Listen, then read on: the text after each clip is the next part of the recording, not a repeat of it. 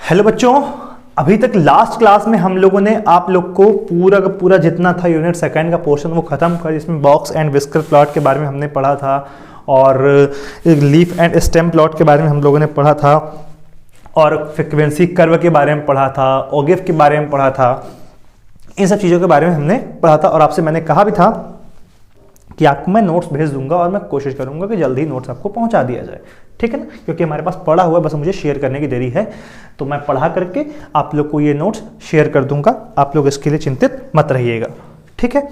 तो आज हम लोग आपका यूनिट इसी पार्ट का, इसी मतलब टॉपिक का, इसी पेपर का हम लोग आज इसका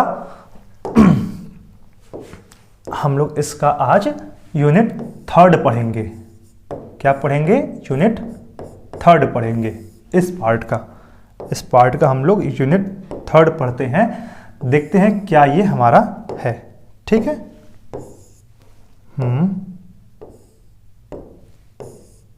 चलिए यूनिट थर्ड के बारे में चर्चा करते हैं, ठीक है।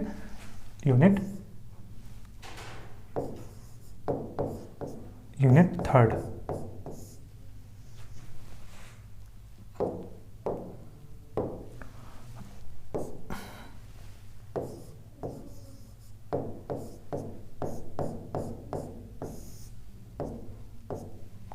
ठीक है ना, यूनिट थर्ड के बारे में हम लोग चर्चा करते हैं।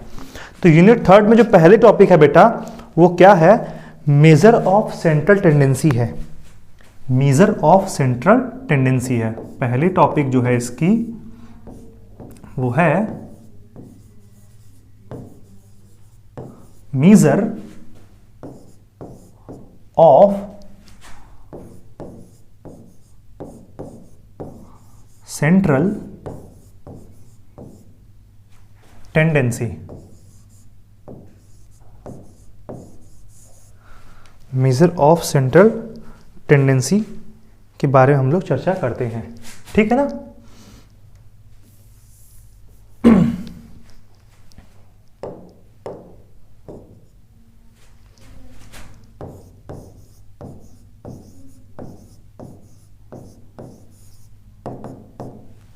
ठीक है, तो इसकी डेफिनेशन क्या होती है? मेजर ऑफ सेंट्रल टेंडेंसी की डेफिनेशन क्या होती है, इसके बारे में हम लोग चर्चा करते हैं कि what is the definition of major of central tendency. तो देखते हैं।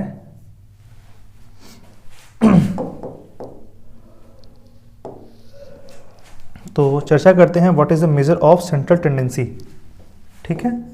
तो इसको पहले सही से लिख दें, है ना।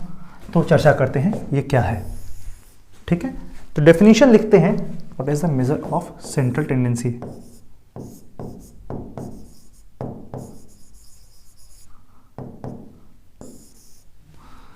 डेफिनेशन, ठीक है। According to professor Bowley, according to professor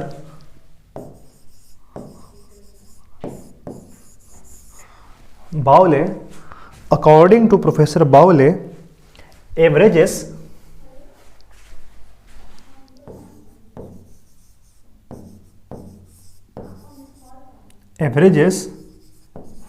are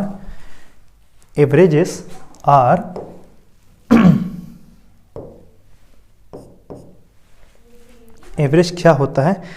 statistical constant,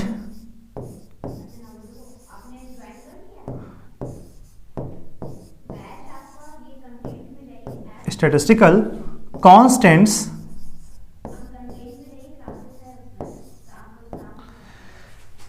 averages are statistical constants which are enable us to which are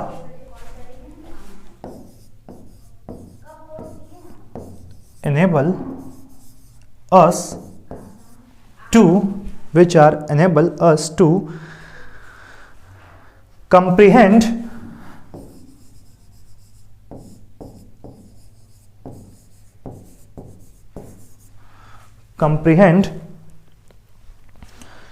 in a single effort, in a single effort, in a single effort, the significance of whole.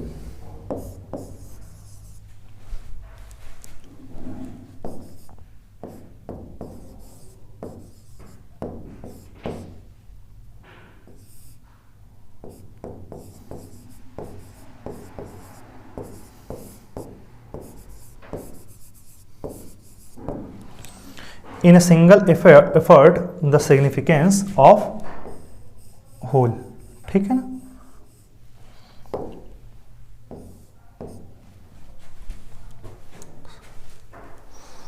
ठीक है ना? They give us an idea about the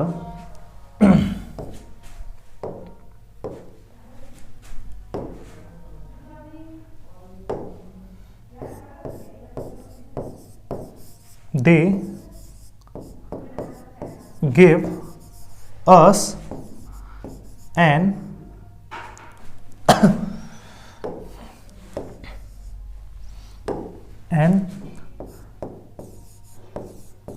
idea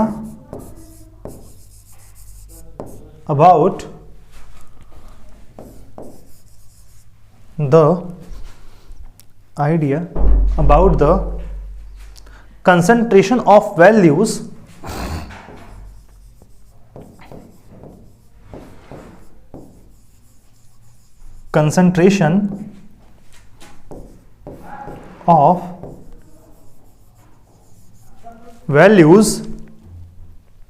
in the central part of the distribution, in the central part of the distribution, in the central part of the distribution. ठीक है ना? Plainly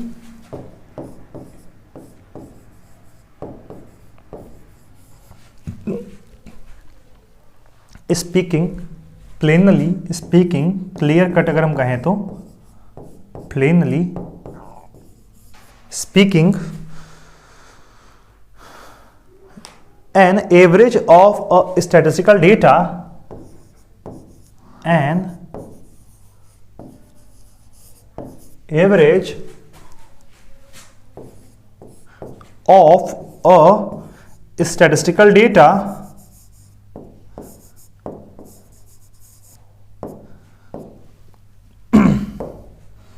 statistical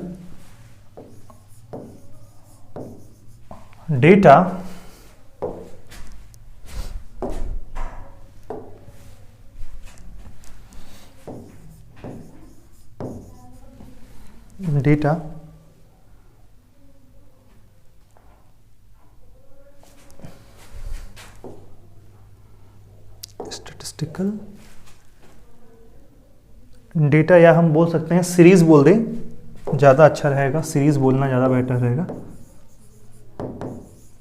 series, ठीक है, is the value of variable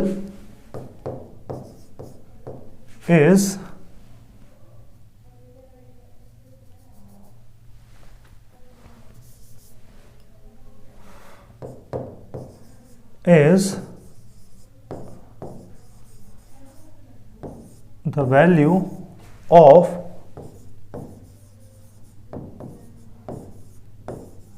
variable which is representation of the entire distribution, which is the representation, which is the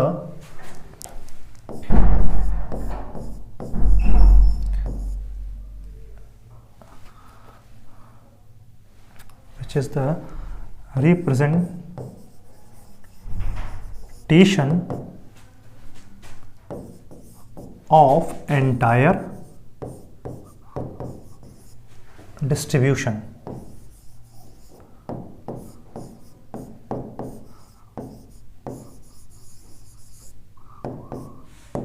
ठीक है ना, ये हमारा अब तक का पूरा डेफिनेशन था जिसके बारे में हम लोग चर्चा कर रहे थे। अगर हम कहें तो आइए पढ़ते हैं क्या आखिर में हम लोगों ने समझा है यहां से। तो क्या है कि मेजर ऑफ सेंट्रल टेंडेंसी की डेफिनेशन के बारे में मैं कहूं तो ये होता क्या है कि according to the professor Bowley, averages are statistical constants which are enable us to comprehend in a single effort the significance of whole। इसका अगर आप ध्यान से समझो, इस पर्टिकुलर लाइन की मतलब समझो कि मीजर ऑफ सेंट्रल टेंडेंसी कहती क्या है। मीजर ऑफ सेंट्रल टेंडेंसी के अगर बारे में अगर आप चर्चा करना चाहो तो हमारा जो डेटा है किस पर्टिकुलर वैल्यू पे सेंट्रलाइज है, किस पर्टिकुलर वैल्यू पे कंसंट्रेट है। हमारा मेजर ऑफ सेंट्रल टेंडेंसी यही कहती है कि हमारा जो डेटा है किस पर्टिकुलर वैल्यू पे कंसंट्रेटेड है। इसको मेजर करने के लिए हम लोग क्या करते हैं, इसी को मेजर करने के लिए मेजर ऑफ सेंट्रल टेंडेंसी का हम लोग यूज करते हैं।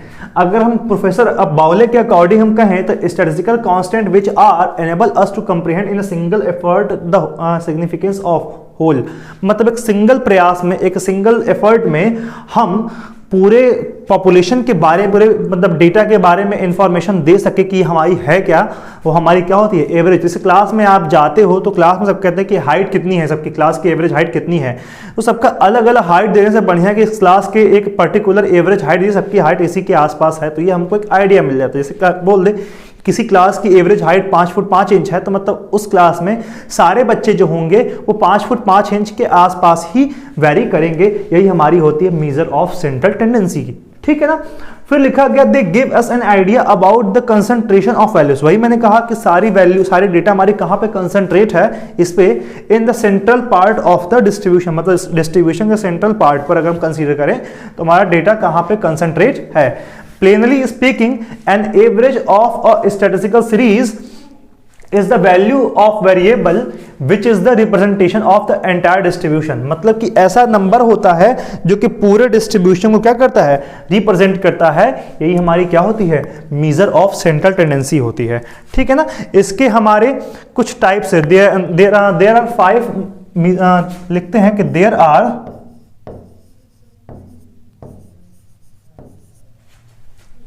5 measure, there are 5 measure of central tendency of central tendency। क्या क्या होता है tendency that are in common use, जो कि ऐसे तो होते बहुत सारे हैं बट नॉर्मली ऐसे होते हैं कि that are in common use. होते तो बहुत सारे हैं लेकिन ये इन जनरल ये सब हमारे नॉर्मल यूज होते हैं। That are in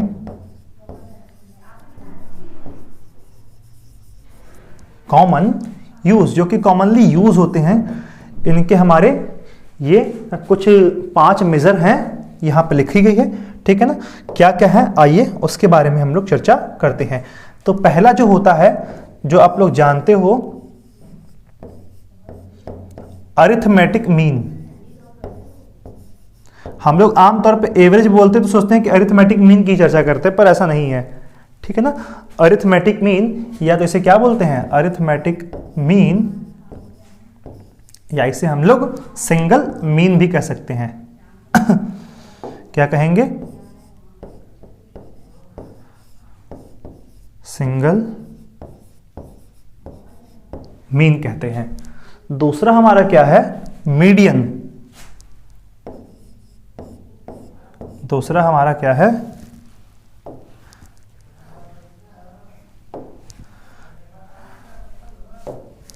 median.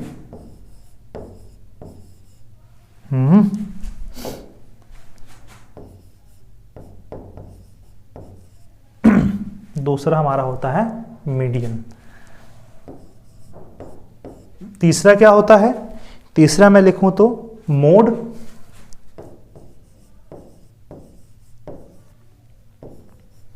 चौथा हमारा हो जाएगा ज्योमेट्रिक मीन।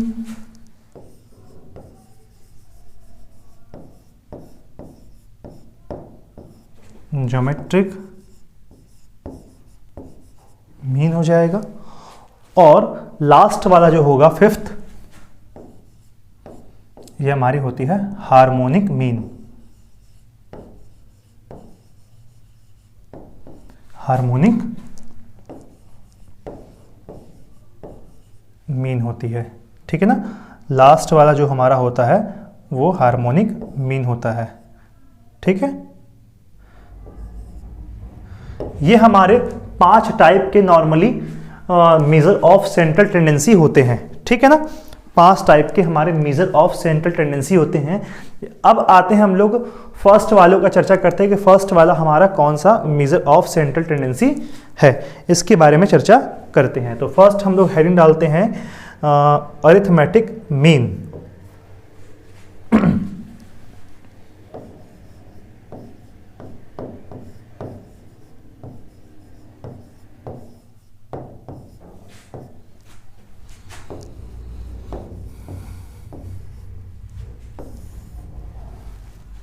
ठीक है ना।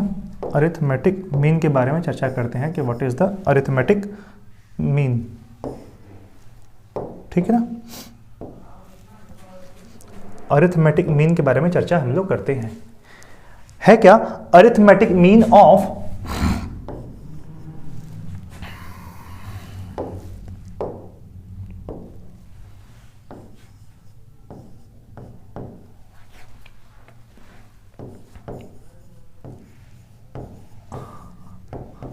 arithmetic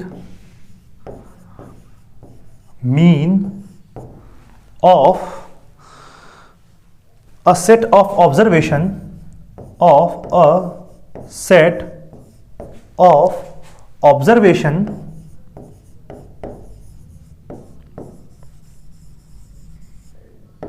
of a set of observations is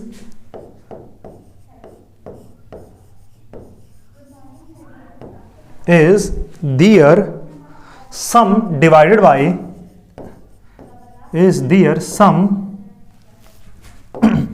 divided by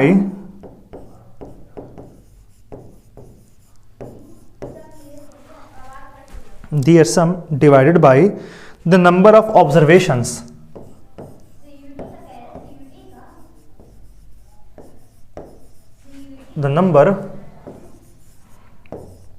of observation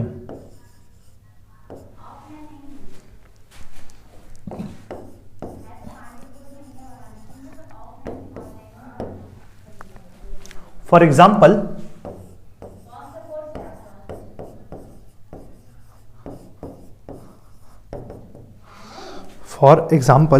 अगर हम फॉर एग्जाम्पल चर्चा करें अरिथमेटिक मीन के बारे में कि अरिथमेटिक मीन होती क्या है, तो देखिए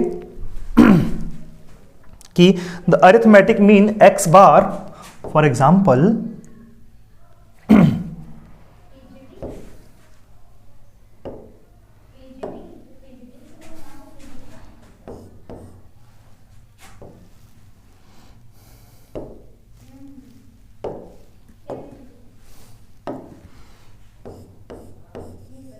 the arithmetic mean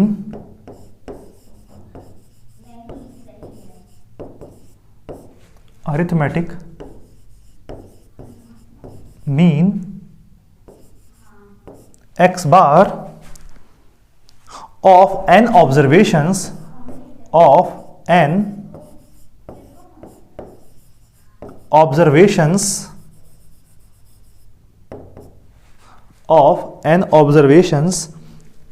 कितना x1 x2 xn is given by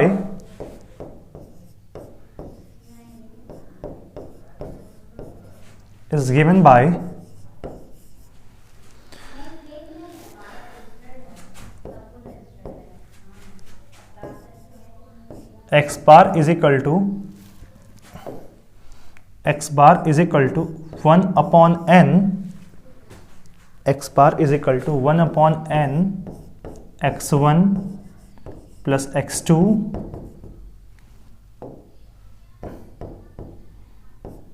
plus xn। इसको आप ऐसे भी लिख सकते हो 1/n summation over i from 1 to n summation over i from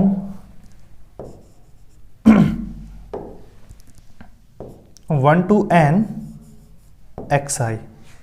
क्या हो जाएगा? xi। ये हमारी arithmetic mean of a single observation type का है। अगर नॉन फ्रीक्वेंसी टाइप डेटा है, सबकी फ्रीक्वेंसी एक एक है, तो हमको अरिथमेटिक मीन ऐसे कैलकुलेट करना होता है, ऐसे हम इसे कैलकुलेट करते हैं। लेकिन अगर हमारी फ्रीक्वेंसी डिस्ट्रीब्यूशन की चर्चा होगी, फ्रीक्वेंसी डेटा टाइप के हमारी अगर नंबर होंगे, तो हम इसे कैसे कैलकुलेट करेंगे? देखिए, in case of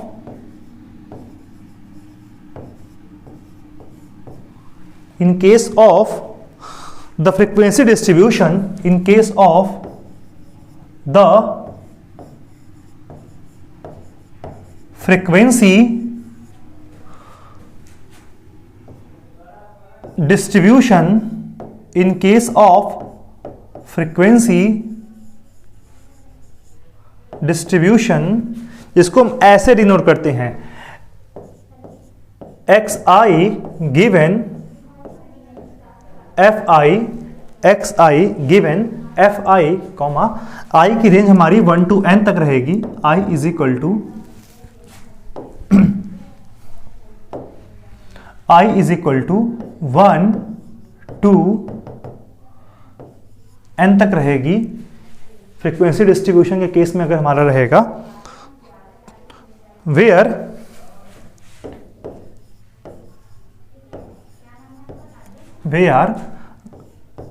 fi is the frequency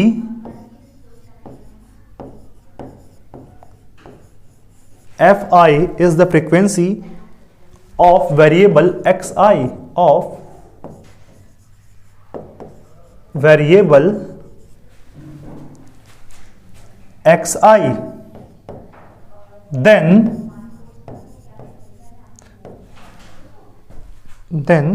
हमारा x बार क्या हो जाएगा? अरिथमेटिक मीन कैसे डिफाइन होगा? देखिए, जो भी डेटा रहेगा उसके फ्रीक्वेंसी से मल्टीप्लाई करेंगे तो उस डेटा का हमको उतनी फ्रीक्वेंसी करस्पॉन्डिंग सम मिल जाएगा। जैसे हम यहां लिख सकते हैं x1 f1 फिर प्लस x2 f2, ऐसा दो हमारा अगर 3 बार आया है या फिर समझ लीजिए 4 बार आया है, 2 को 4 बार जोड़ेंगे तो क्या आएगा? 8 आएगा। या तो क्या कर सकते हैं, 2 को हम लोग 4 से मल्टीप्लाई कर देंगे तो आ जाएगा। ये हमारा 2 है, उसी करस्पॉन्डिंग फ्रीक्वेंसी है, तो 4 बार कर दिए तो मल्टीप्लाई हो गया, सम हो गया। ठीक है ना? तो ऐसे करते करते हमारा क्या हो जाएगा? तो ये हमारी जो वैल्यू आएगी हो जाएगा xn fn अपॉन में कितना हो जाएगा? f1 प्लस f2 प्लस ये हमारा कितना हो जाएगा? ये हमारा हो जाएगा fn। और इसी को ही तो हम लोग बोलते हैं ये पूरा डेटा का सम है। जितना डेटा है उतना डेटा है ये पूरा, मतलब जिसकी अलग अलग फ्रीक्वेंसी से हम लोग अलग अलग फ्रीक्वेंसी जोड़ देंगे सारे डेटा का, तो हमको पूरा डेटा मिल जाएगा कि जितना डेटा हमारा अवेलेबल है उस पर्टिकुलर डेटा सेट में। ठीक है ना? साइज ऑफ द डेटा हमको मिल जाएगा। ठीक है ना? और इसको हम लोग ऐसे भी लिखते हैं क्या? Summation over i from 1 to n। ठीक है ना? यहां 1/n कह दे रहे हैं। Summation over i from 1 to n, summation कितना हो जाएगा? fi और कितना हो जाएगा? xi। यही हमारी क्या होती है? अरिथमेटिक मीन होती है। ठीक है ना? अरिथमेटिक मीन हमारी हो जाती है इस पर्टिकुलर डेटा की। ठीक है? आई थिंक इतनी बात अच्छे से समझ में आई होगी। अगर हम कहें इन केस ऑफ ग्रुप्ड और कंटिन्यूअस डिस्ट्रीब्यूशन, अगर मैं इसकी नेक्स्ट वैल्यू की बात की चर्चा करूं,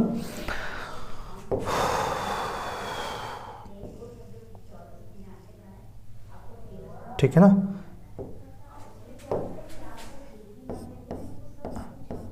in case of grouped, in case of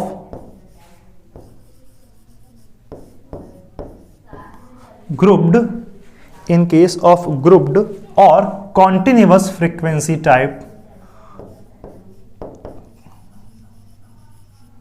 continuous frequency distribution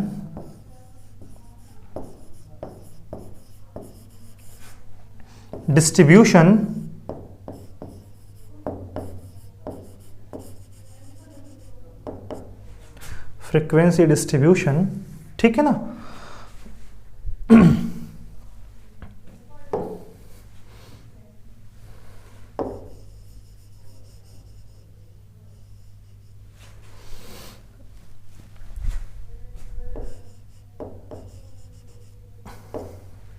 distribution, ठीक है ना। x जो कि ये हमारी x है वो क्या होती है, x is taken as the mid value of the corresponding class of the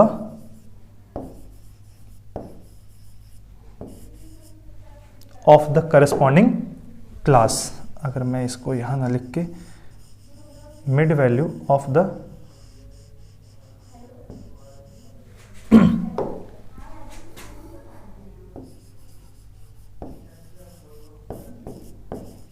corresponding class, ये हमारा हो जाता है मीन की बात, ठीक है ना। तो अब तक हम लोगों ने चर्चा क्या की, अगर आप ध्यान से देखिए तो अरिथमेटिक मीन क्या होती है। Arithmetic mean of a set of observations is their sum divided by the number of observation.